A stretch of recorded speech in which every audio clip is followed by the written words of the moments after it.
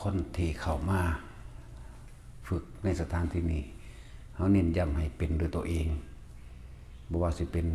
ชาติ1 2 3 4เน้นย้ำให้ทุกคนเฮ็ดเป็นด้วยตัวเองบ่ว่าสิเป็นเรื่องชาติเรื่องสื่อของมันหรือเรื่องความรู้สึกของมันบ่ว่าสิเป็นสมาธิสื่อของสมาธิและประโยชน์ของสมาธิและ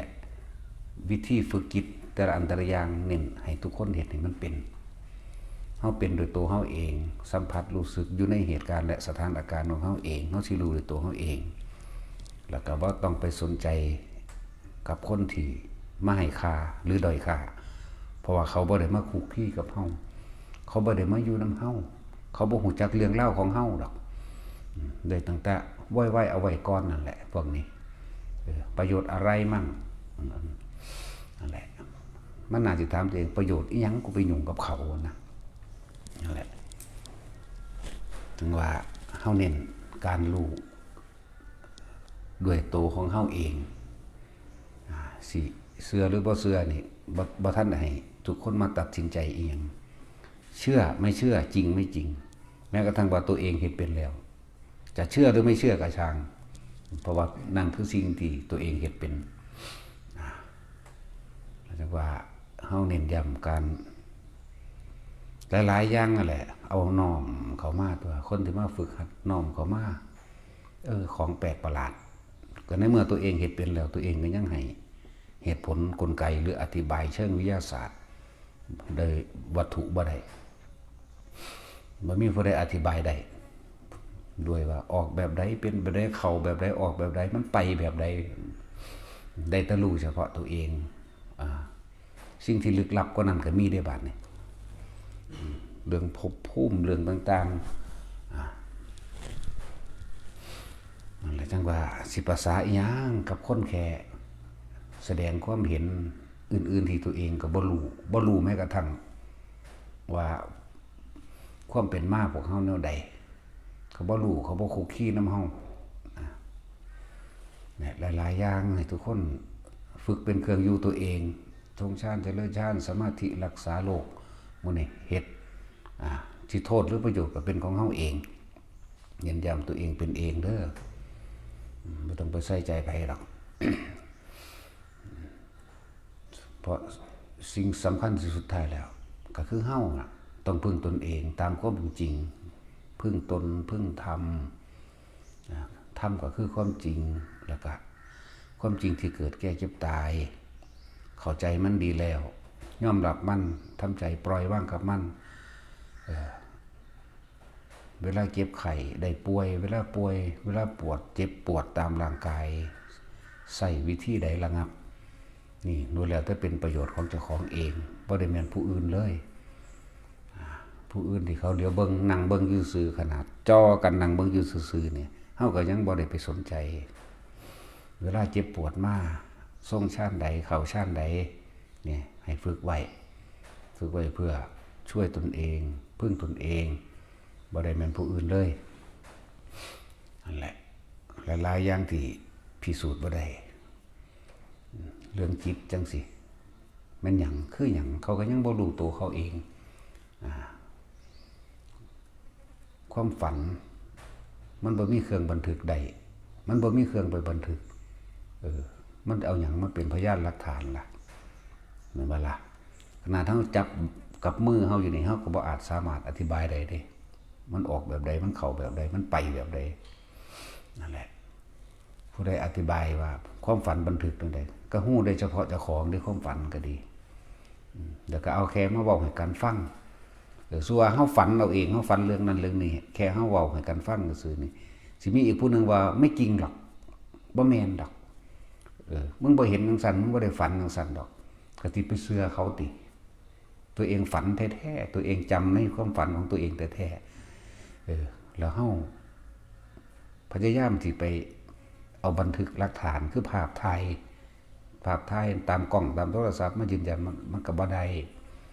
ความฝันก็เป็นเรื่องเฉพาะตนเฮาเหมือนกันนั่นแหละบางคนก็ว่าจำได้มั่งบ่ได้มั่งบางคนก็จำได้ดีเนี่ยความฝันพูดถึงเอามาเปรียบมาเทียบ ความฝันเหมือนความฝันไผฝันมั่นนั่นนะเรื่องราวต่างๆเฮาก็รู้เฉพาะเฮาได้บัดนี้เฮาที่มีความรู้สึกถึงอกถึงใจมีความรู้สึกอยู่ในตัวเฮาเองเนี่ยมันก็แบ่งปันบ่ได้บุคคลผู้นั้นต้องมาเฮ็ดเอาเองการปฏิบัติธรรมจึงเป็นเรื่องเฉพาะตนเป็นเรื่องเครื่องรู้เฉพาะตนความน้อมเข้ามาสู่ตนแต่ผู้ใดสนใจก็คือเชิญเข้ามาพิสูจน์ด้วยตัวเองเด้ในเมื่อตัวเองยังบ่ทันได้พิสูจน์อย่าเพิ่งยืนยันตัดสิน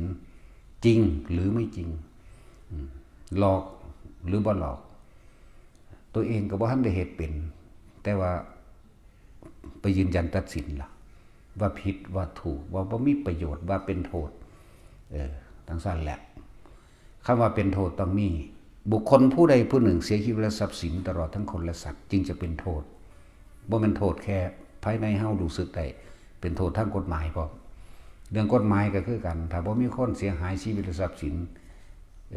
บ่แม่นเอาตะกินตนาการหรือหลักการว่าผิดกฎหมายผิดกฎหมายคำว่าผิดกฎหมายต้องมีคนตายต้องมีผู้เสียชีวิตและทรัพย์สินจึงจะผิดไปได้นั่นแหละตั้งว่าพวกเขาว่าฝึกนี่คือเพื่อสิให้ยกจิตหรือทำความปล่อยว่างให้มันได้โลกนี้เกิดมากอะ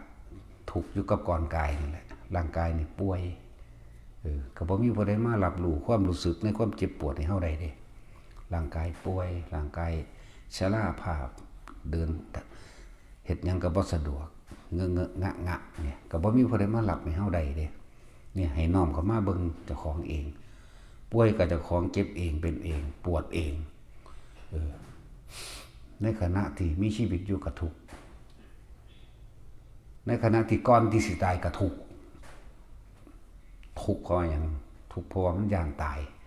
มันห่วงนั่นห่วงนี่เนาะแต่ก็ต้องตายนะแล้วบ่มีผู้ใดมารองรับความตายให้เฮาได้อีกนั่นแหละโอ้ยเอาง่ายๆกินข้าวแทนกันก็ยังอิ่มแทนกันบ่ได้เนี่ยข้อยสิกินข้าวให้เจ้าเด้อเจ้าอยู่ป่าเจ้าเมื่อยบ่ร้อนบ่ขอยไปอาบน้ำให้เจ้าเย็นเด้อขอยไปกินข้าวให้เจ้าอิ่มเด้อนี่ก็ยังบ่ได้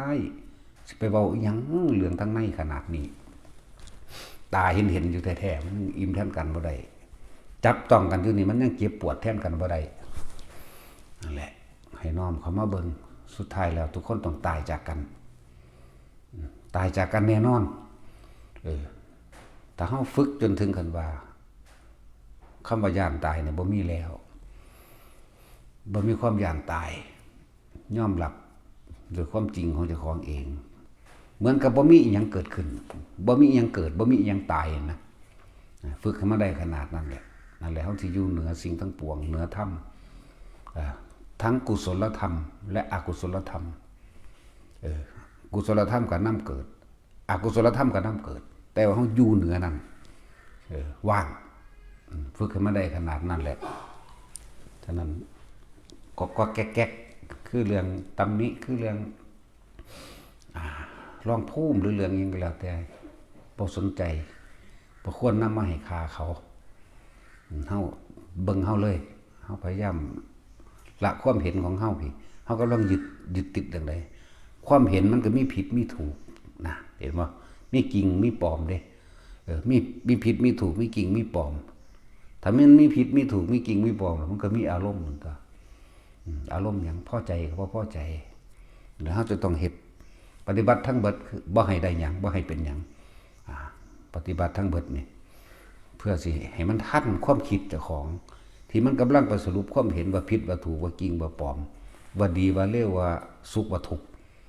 บ่ให้มีเนี่ยเพื่อสิเข้าถึงจุดนี้ก็เลยต้องปฏิบัติทั้งเบิดนี่ไม่ได้อะไรเลยไม่เป็นอะไรเลยบ่เป็นอีหยังบ่มีอีหยัง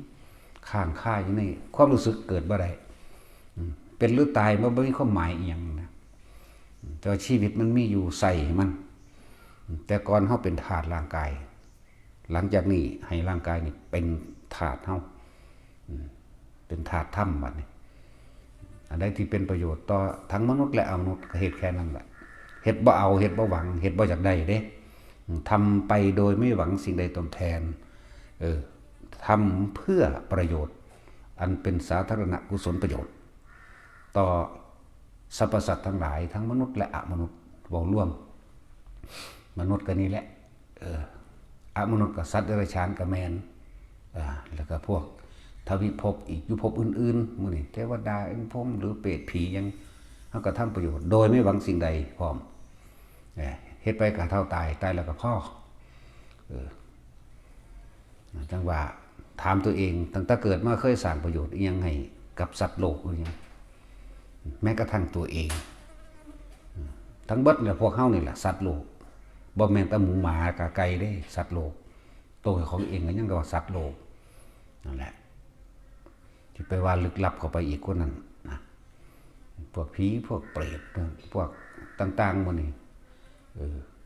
ตั้งแต่ตัวเองยังบ่เห็นตัวเองจังใดสิไปเห็นลึกลับกว่านั้นเนาะเห็นบ่ล่ะนั่นแหละเอาแค่ว่าเฮาเคยช่วยเหลือใครบ่ว่าจะเป็นเงินทองเขาน้ำอาหารที่อยู่อาศัยเครื่องนุ่งห่มตลอดทั้งเครื่องอำนวยความสะดวกหรือให้วิชาอาชีพการงานต่างๆโดยไม่หวังสิ่งใดตอบแทนหรือยังถามตัวเองถ้ายังนั่นแหละคนเห็นแก่ตัวอย่าคิดว่าจะของดีเด้อภาษาเกิดมาหากินน้ำผัวน้ำเมียน้ำลูกน้ำเต้าน้ำพ่อน้ำแม่น้ำญาติในตระกูลขนาดผัวเมียลูกเต้าญาติและตระกูลพ่อแม่เจ้าของมันยังชิ่งกันอยู่ไหม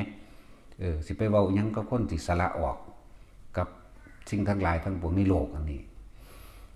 มันเทียบกันบ่ได้นั่นแหละจังว่าอย่าว่าจะของดีแต่ดีมันบ่มาเกิด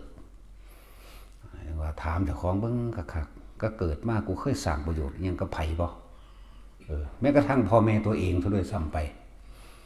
บ่หวังสิ่งใดเลยบ่ต้องการปรารถนาหยังกับเพิ่นอีกเลยพุ่นน่ะแล้วสิไปว่าหยังกับผู้อื่นบัดนี้ผู้อื่นอันบ่แม่นญาติสายโลหิตผู้สัตว์โลกหมูหมากาไก่มื้อนี้เคยเห็นมันโดยบ่หวังหยังบ่นั่นแหละคนเลี้ยงหมาก็ไว้เป็นหมู่ไล่ขโมยบางพวกก็เลี้ยงไว้เป็นพานเป็นนายพรานให้หมาไล่เนื้อหมาล่าเนื้อเอาไว้ใส่งานต่างๆพวกก็เลี้ยงป้องกันความเหงาความง่อมซื่อๆแต่เลี้ยงซื่อๆนี่มันหายากอยู่เด้เนาะโดยบ่เข้าไปยึดข้องว่านั่นหมากูแมวกูสัตว์เลี้ยงกูนี่ยากเด้นั่นแหละทั้งว่าถามตัวเองเบิ่งคักๆเริ่มจากการให้ทานเริ่มจากการให้นั่นแหละก่อนที่สิเสียสละตัวเองออกได้นะให้ท่านได้ทั้งมนุษย์และสัตว์ทั้งหลายให้ท่านไปท่านมากับท่านความยึดมั่นถือมั่นตัดขาดออกจากความเห็นแก่ตัวใดมันก็หมดตัวแต่แล้วฝึกเอาผู้ใดก็ดีฝึกเอาอย่างใดเฮาก็ต้องตายอยู่แล้ว แต่ว่าชีวิตหลังความตายนั้นเจ้าสิรับสิ่งที่เจ้าเฮ็ดไว้เจ้าเคยสร้างก่อเกิดอารมณ์อันใดอารมณ์อันนั้นภพอันนั้นทับไว้แล้วทับซ้อนกันไว้ทับซ้อนกันไว้เด้อเคยเกลียดคนนั้นทับซ้อนไว้เป็นอารมณ์แล้วโกรธคนนั้นทับซ้อนเอาไว้แล้วโลภรักหรือหลายๆอย่างแต่ที่มันทับซ้อนลืมบ่มีทางว่าเฮาสิหนีพ้นการสิหนีพ้นต้องทำจิตเป็นกลางให้ได้เท่านั้นคือการฝึกหัดปฏิบัติธรรมเท่านั้นแหละแนวทางการปฏิบัติธรรมโดยหลักสูตรที่เพิ่นเขียนไว้ในบันทึก40อย่างแต่40อย่างเนี่ยอย่างนึงก็อยากเฮ็ดได้บ่ได้เนาะนั่นแหละแต่เฮาเอาอย่างเดียวลดบัดนี้มันมีหลายเอาลมหายใจเฮานั่นแหละเป็นหนทางลมหายใจทรงชาติเจริญชาติจับจุดลมทำความรู้สึกในกายผู้ใดมีความรู้สึกอยู่จุดเดียวนี่เรียกว่าจิตหนึ่งแล้วมันสิรู้ซึ้งทั้งสิ่งทั้งปวงเองดอกมันสิรู้ถึงสิ่งทั้งปวงเกิดดับแบบใดแต่ส่วนมากเฮาบ่มีหม่องอยู่หม่องยืนความรู้สึกเฮาไปอยู่กับบุคคลที่รักบุคคลที่เกลียดบุคคลสัตว์สิ่งของดินฟ้าอากาศไปอยู่กับร้อนโพดอยู่กับหนาวโพดไปมีความรู้สึกพอใจไม่พอใจกับบุคคลสัตว์สิ่งของดินฟ้าอากาศหลายอย่างแต่เฮามาอยู่กับความรู้สึกที่เป็นจุดหนึ่งอยู่ตรงกลางหน้าผากเฮานี่แหละคนเฮาถ้ายืนอยู่นิ่งๆจึงจะเห็นสิ่งทั้งหลายเคลื่อนไหวได้ส่วนมากมันบ่ยืนนิ่งๆมันจะไปกับสิ่งที่เห็นเลยไปกับสิ่งที่เห็นไปกับสิ่งที่ได้ยินนั่นแหละแต่เฮามีที่ตั้งแล้วเป็นที่อยู่ของความรู้สึกเฮาเองจิตหนึ่งจุดหนึ่งตั้งอยู่แล้วเฮาจะเห็นอนิจจังทุกขังอนัตตาดอกนั่นแหละฝึกเอามันสิได้ อันเว้าโดยสรุปนี่หูมันผ่านพอแห้งแล้วเด้ผ่านมาหลายละหลายแบบหลายอย่างเอามาสรุปบอกให้ฟังมันเหมือนง่ายเด้แต่ว่าง่ายก็เหมือนยากแต่ว่ายากก็เหมือนง่ายแต่ว่าเฮานำยอดมันมาให้เอาแบบง่ายๆขนาดนั้นยังคิดหาแนวอื่นอีกอยู่เนาะเอาล่ะพอ